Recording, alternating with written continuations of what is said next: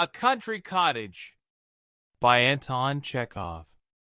Two young people who had not long been married were walking up and down the platform of a little country station.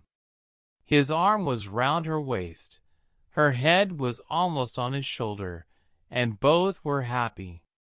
The moon peeped up from the drifting cloudlets and frowned, as it seemed, ending their happiness and regretting her tedious and utterly superfluous virginity. The still air was heavy with the fragrance of lilac and wild cherry. Somewhere in the distance beyond the line a corncrake was calling. "How beautiful it is, Sasha! How beautiful!" murmured the young wife.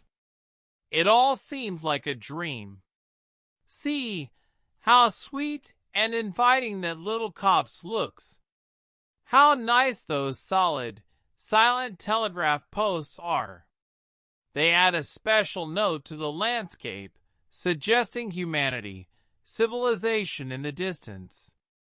Don't you think it's lovely when the wind brings the rushing sound of a train?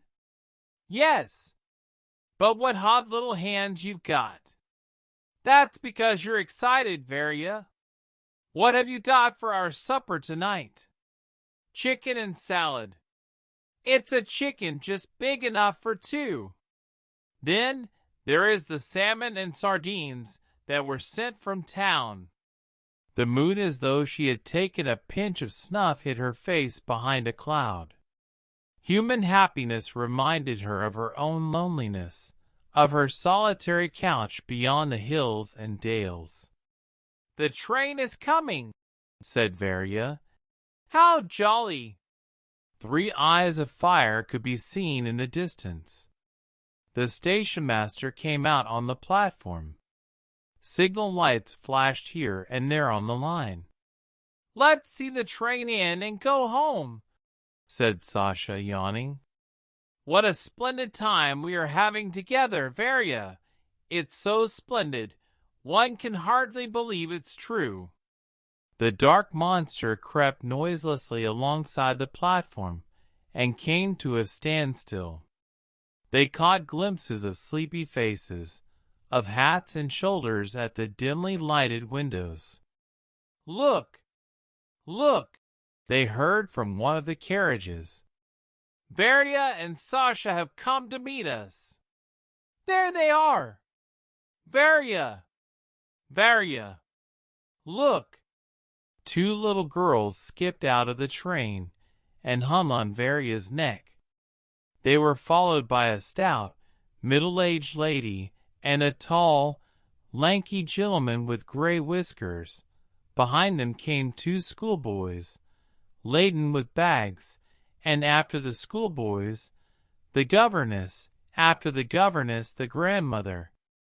Here we are, dear boy," began the whiskered gentleman, squeezing Sasha's hand.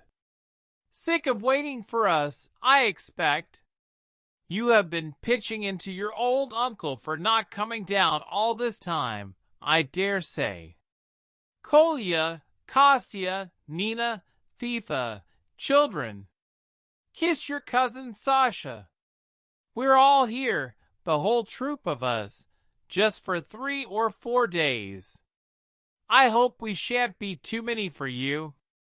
You mustn't let us put you out." At the sight of their uncle and his family, the young couple were horror-stricken. While his uncle talked and kissed them, Sasha had a vision of their little cottage, he and Varya giving up their 3 little rooms, all the pillows and bedding to their guests. The salmon, the sardines, the chicken all devoured in a single instant.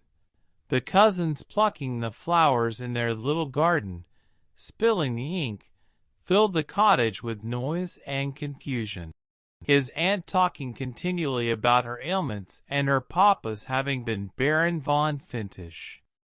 And Sasha looked almost with hatred at his young wife, and whispered, "It's you they've come to see. Damn them!" "No, it's you," answered Varya, pale with anger. "They're your relations. They're not mine." And turning to her visitors, she said with a smile of welcome, "Welcome to the cottage." The moon came out again. She seemed to smile, as though she were glad she had no relations. Sasha, turning his head away to hide his angry, despairing face, struggled to give a note of cordial welcome to his voice as he said, "It is jolly of you. Welcome to the cottage." The end.